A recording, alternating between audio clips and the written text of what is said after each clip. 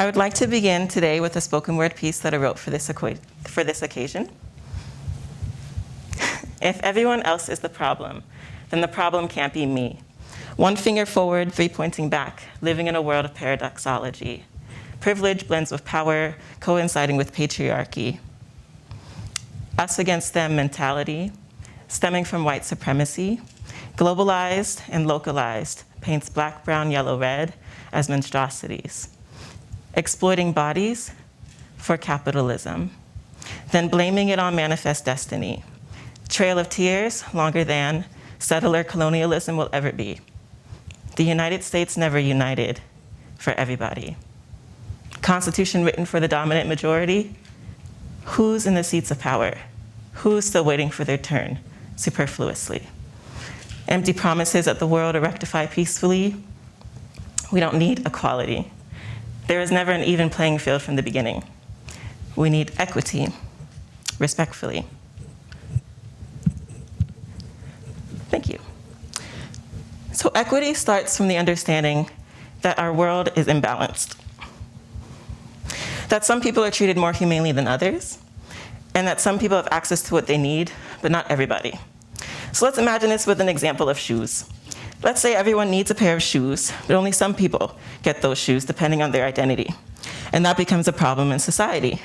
One approach to solving that problem would be through equality, where we give everyone the same amount of the same shoe. But equality doesn't differentiate between individual needs. Equity, on the other hand, functions to adjust those imbalances by customizing the shoe to be contextualized by their identity.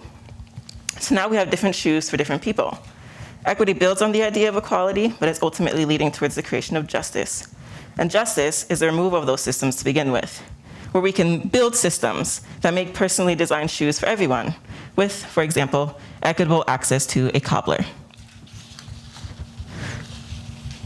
The whole point of equity is to create societal change that will foster every life being valued equally. In my work as an equity consultant, I assist other organizations and people to get more equitable outcomes and behaviors. And over the course of many years, I've noticed the same problems over and over with how people treat one another. I've delineated the problem into two paths. The first being interpersonal, meaning we want to treat people with value. The second being social emotional, meaning everyone should have their needs met.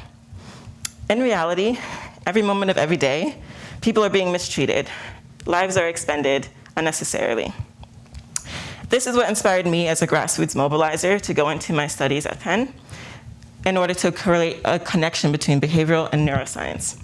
When I used to organize hundreds of people to protest and advocate for the protection of human equity, I noticed that the problems we're arguing about today are the same problems that have existed for centuries and that we have been combating for year after year. We're simply not getting the results that people want or need for the betterment of humanity. And the problem is not the activists. It's actually somewhere in the social structures.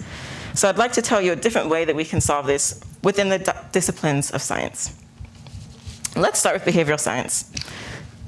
So the choices that we make are usually in the notion of bounded rationality, which basically says that we have limitations in how we go about making decisions, such as complexity, time, or our cognitive ability.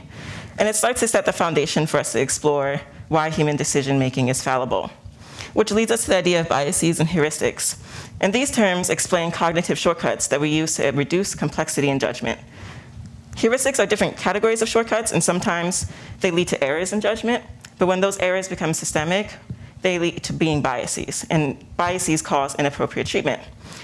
Oftentimes, when we make fast, unconscious decisions, we can consider that coming out of system 1 thinking, and then slower, more deliberate decisions tend to come from system 2. But the main point in all of these is that humans, by nature, typically don't have a fully developed analysis when they make a decision about a person. So let's look into the neuroscience. When we delve into the mind, we can start with the triune brain theory. Triune brain theory postulates that we have one mind with 3 brains that have evolved over time.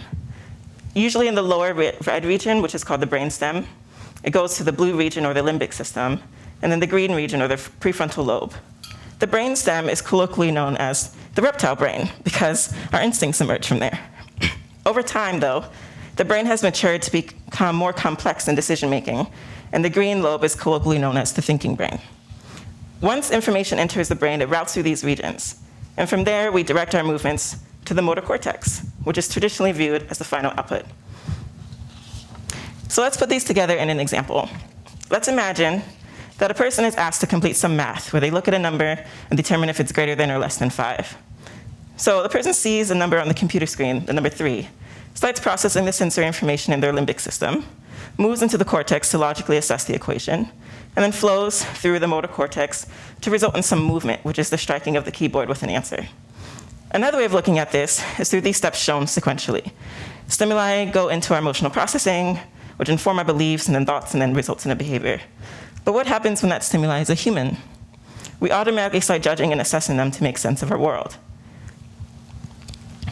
Ultimately, as a result of our automatic and distorted mental processes, we end up with inequitable behaviors. These behaviors are then reinforced through our social structures to define a status quo. Unfortunately, this is the missing link in traditional equity work because it doesn't look underneath the mind and body to find the underlying motives that cause the behavior. At the beginning of my talk, I also presented you with a cognitive bias, just to see if you're paying attention. But I gave you a false dichotomy, which is that behavioral science solves one end of the problem and neuroscience solves another end of the problem.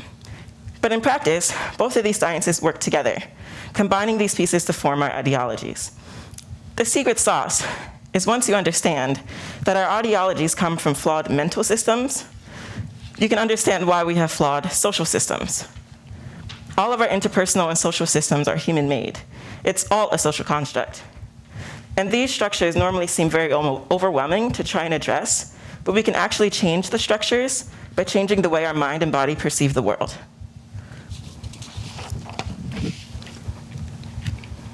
Here are a list of ways that we can change ourselves for the betterment of humanity. We're not going to talk about them all today, but in reference, these are things we can do on our own or in a collective group of people. So you have a choice in the matter. You can become a tool for your mind and body, or in reality, we can acknowledge that we hold both the problem inside and the solution outside. It's a beautiful paradigm. We can use science as a tool to create more equitable behaviors and therefore more equitable social structures. Thank you.